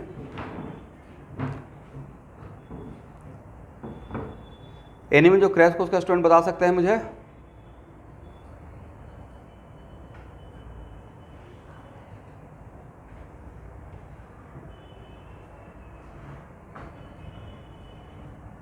ये बड़ा इंटरेस्टिंग है सर, आप लोगों को थोड़ा समझाया भी होगा। जनरली के यस, तो सर इसमें डिपेंड करेगा कि इसका वैल्यू अगर it is very important to note that कि डेल्टा एन जी अगर पॉजिटिव है तो आर टी क्या है उस पर डिपेंड करेगा। अगर आर टी का वैल्यू 1 से बड़ा है, अगर आर टी का वैल्यू 1 से बड़ा है तो उस केस में हम लोग बोल सकते हैं कि Kp बड़ा है, राइट। तो एक्चुअल में it is very important to note that, यहाँ देखिएगा कि जनरली Kp का हम लोग काम ATM में लेते हैं, तो इस केस में R का वैल्यू यहाँ के लिए 0.0821 पकड़ते हैं, राइट। और लैब में अगर काम कर रहे हैं तो मोटा मोटा उसमें भी रिवर्सेबल रिएक्शन है, तो मिनिमम टेम्परेचर -173 तो बहुत कमती हो गया, -173 लेके पकड़ के चलते हैं, राइट। तो सर -173 अगर सोच रहे हैं तब भी टेम्परेचर इन केल्विन 100 है, राइट, एट वर्स्ट। और टेम्परेचर रहेगा 10 डिग्री 20 डिग्री ऐसे रहेगा लैब का कंडीशन, राइट, बट फिर भी -173 पर पकड़ते हैं, तब भी RT का वैल्यू 0.0821 × 100, करेक्ट। 100 के लिए है -173 जो कि एट वर्स्ट सिचुएशन है, तब भी सर वैल्यू 8.21 हो जाएगा, ग्रेटर देन 1, राइट। तो उस कंडीशन में इसका वैल्यू 1 से बड़ा होते जाता है, 1 से बहुत बड़ा है, राइट।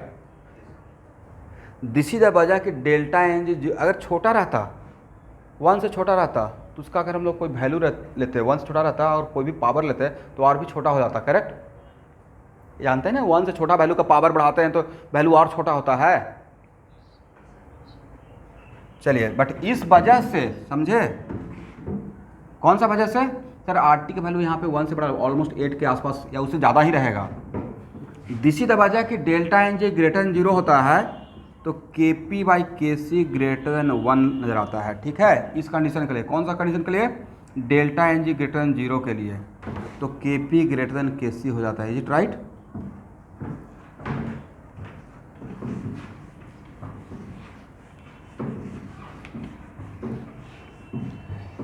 थर्ड केस, यहाँ देखिए, अगर delta N g less than 0 रहेगा तो Kp/Kc, सर अगर लेस देन 0 रहेगा तो RT का वैल्यू 1 से बड़ा है, तो अगर डेल्टा एन जी नेगेटिव हो गया तो 1/, ऐसा नजर आएगा, नीचे चला जाएगा RT, तो ये लेस देन 1 हो जाएगा, इज इट राइट।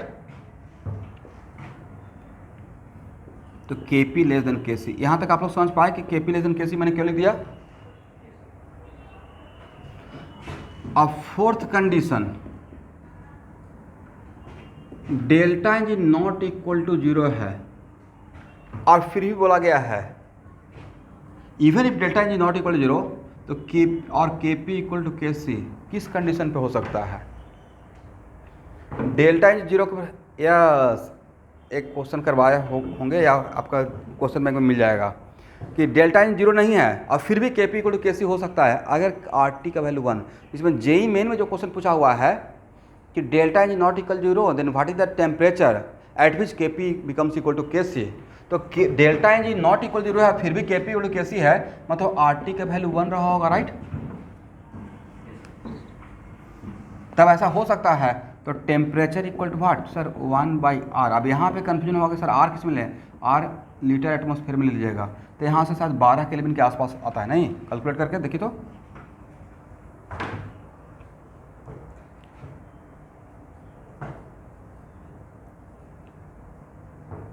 कितना आता है।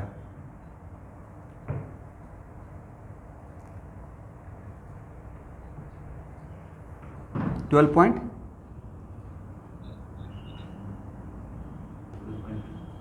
18 केल्विन।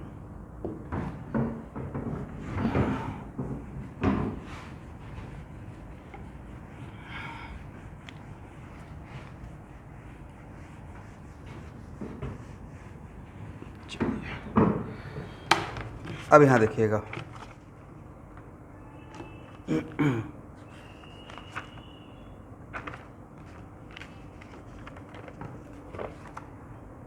इस पर कोई एग्जाम्पल ले लिया जाए।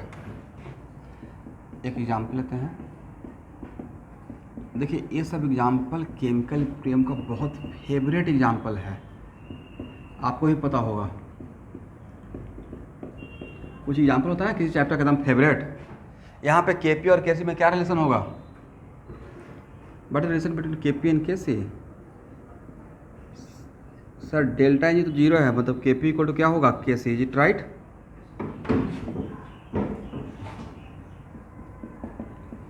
PCl5 ये भी बहुत फेमस एग्जाम्पल है नहीं केमिकल इक्विलिब्रियम का। आधा क्वेश्चन तो इसी पे रहता है। इसमें केपी और केसी में क्या रिलेशन है, जल्दी से बोलिएगा। केसी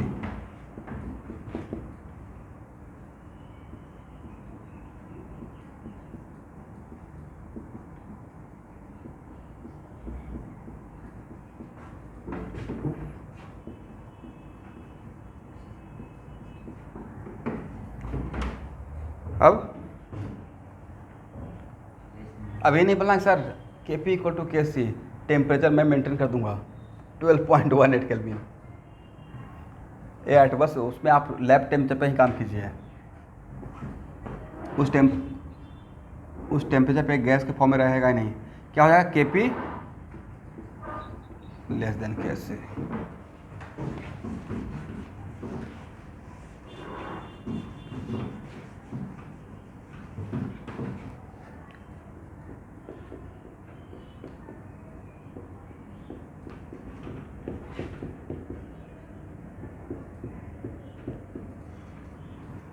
बोलिए यहाँ पे डेल्टा एन जी कितना,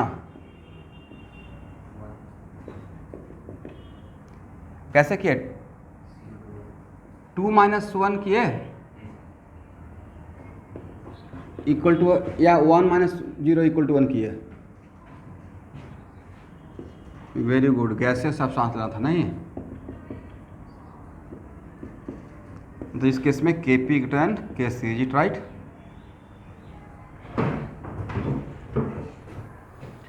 अब लिखिए रिलेशन बिटवीन, रिलेशन पहले मत लिखिए, पहले लिखिए के एक्स। के एक्स हो गया ना, इसको हटाएं।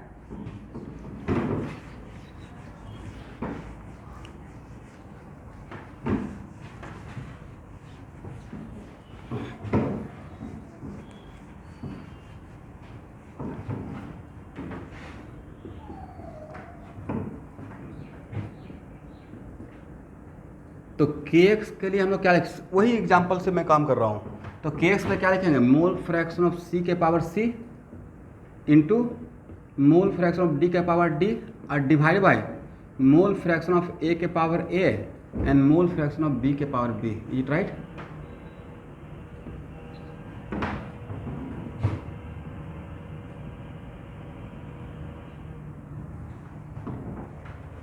चलिए अब यहाँ देखिएगा क्या हम लोग, आप लोग थोड़ा बहुत डाल्टन्स लॉ जानते हैं?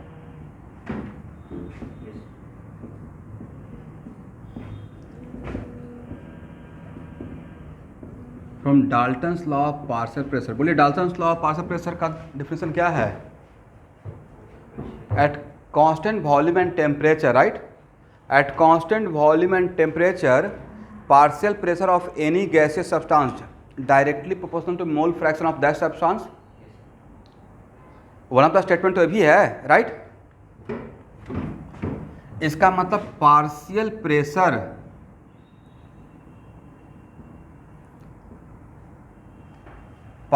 Pressure of ith component directly proportional to mole fraction of that component, correct? Provided what is keeping constant?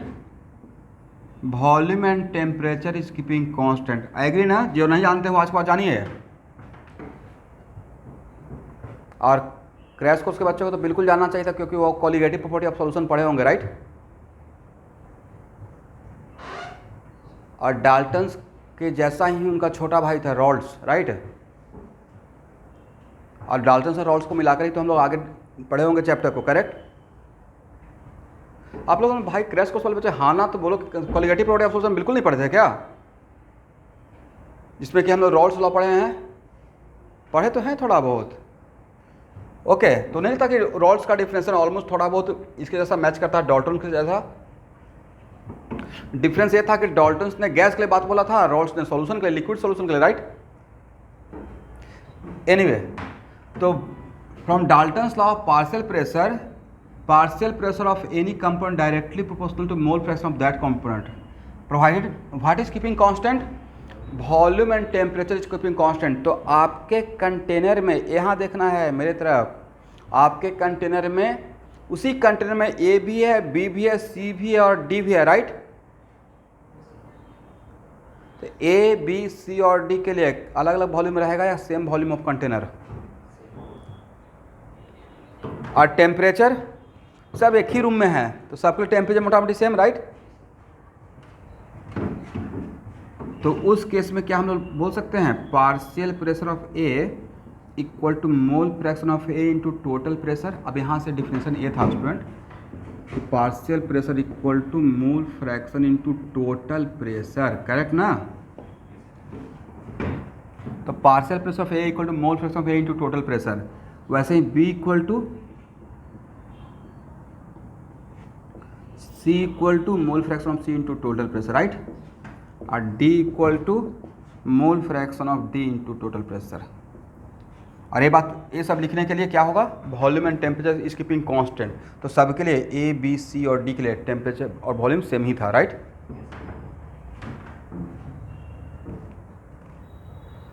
चलिए इसका यूनिट क्या होगा?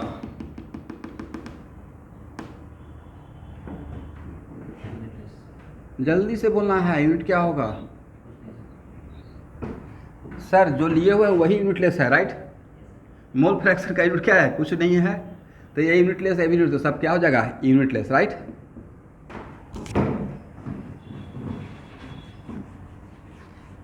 तो मोल फ्रैक्शन ऑफ सी के बदले पुट कीजिए वैल्यू, वहां पे आपके सामने तो है। अब हम लोग यहाँ पे थोड़ा देख लेते हैं रिलेशन बिटवीन के पी एंड के एक्स, राइट? तो एक मिनट यहाँ देखना है, एक मिनट यहाँ देखना है, ये बात आप किसके लिए कर रहे हैं? मोल फ्रैक्शन किसके लिए? गैस का ना? इसका मतलब के एक्स में हम लोग किसके लिए डिफाइन कर रहे हैं? For those reversible reaction where at least one gaseous substance present. यहाँ भी सेम बात। अगर डाल्टन्स लॉ का बात कर रहे हैं मतलब गैसियस सब्सटेंस होना पड़ेगा, इसका बात करने का मतलब गैसियस सब्सटेंस होना पड़ेगा, राइट? इसका के एक्स भी किस, जैसे के पी के लिए आप लिखे हैं, डिफाइन किसके लिए होगा? When at least one gaseous substance should be present, right? वैसे के एक्स के भी आप ये बात बोलिए, राइट? तभी आप के पी और के एक्स के बारे में बात कर पाएंगे। तो रिलेशन बिटवीन के पी एंड के एक्स,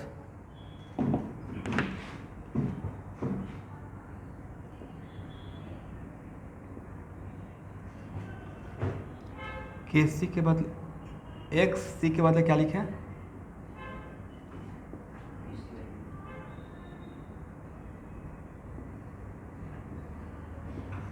उसके लिए क्या लिखेंगे स्टूडेंट?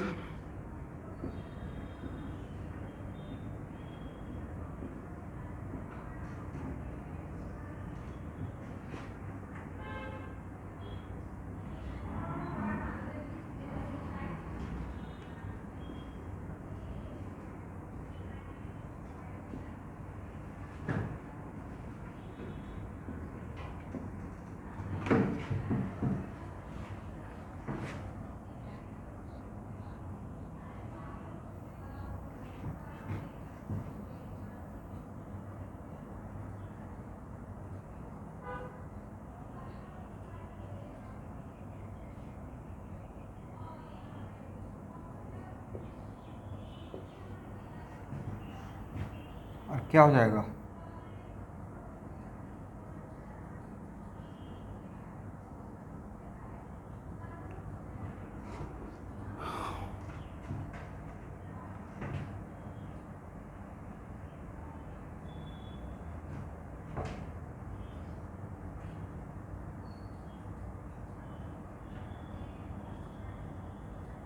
देखिए तो मैंने डायरेक्ट लिख दिया, सही लिखा?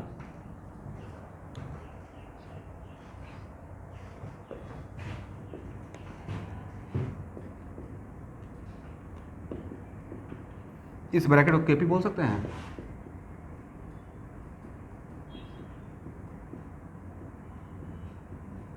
इतना हो सकता है, क्रॉस मल्टीप्लाई कर दीजिए।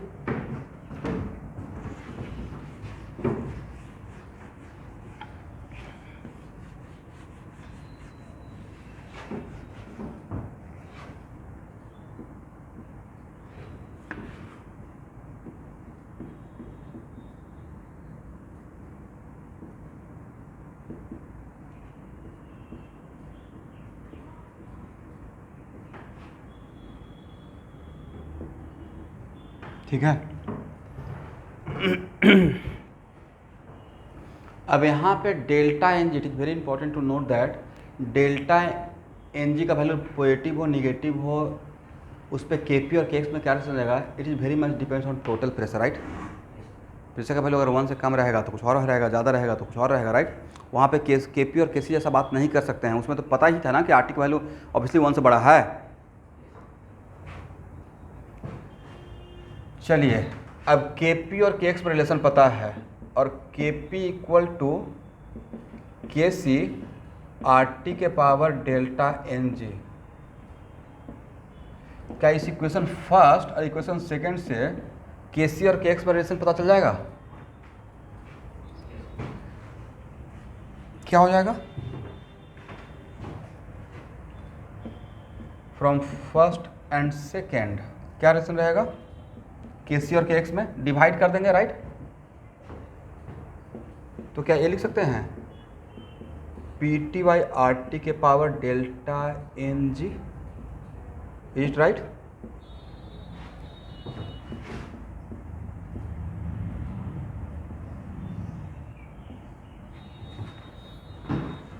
देखते मैंने सही लिखा?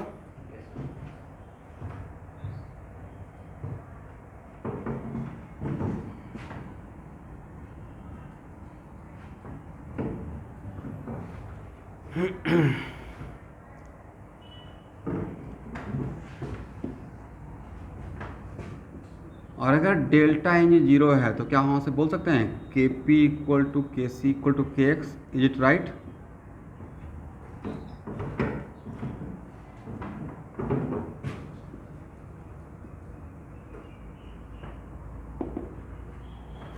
अगर डेल्टा एन जी 0 रहेगा तो तीनों आपस में इक्वल हो जाएगा, राइट? प्रोवाइडेड वहाँ पे के पी और के एक्स डिफाइंड हो, राइट? ऐसा डिफाइन ही नहीं है, इक्वल कर रहे हैं। डिफाइंड रहेगा तो ऐसा इक्वल हो जाएगा। तो एवरीवन, कल क्लास में इन मतलब नेक्स्ट जो भी केमिकल इक्विलिब्रियम रहेगा उसका नेक्स्ट क्लास में इन करने से पहले एक्सरसाइज क्लास असाइनमेंट का एक्सरसाइज 1 का सारा क्वेश्चन अटेम्प्ट लेकर आना है। मैं एक लाइन से सारा क्वेश्चन सॉल्व करना स्टार्ट करूंगा, ठीक है ना? ओके, आज का इतना ही। Thank you everyone.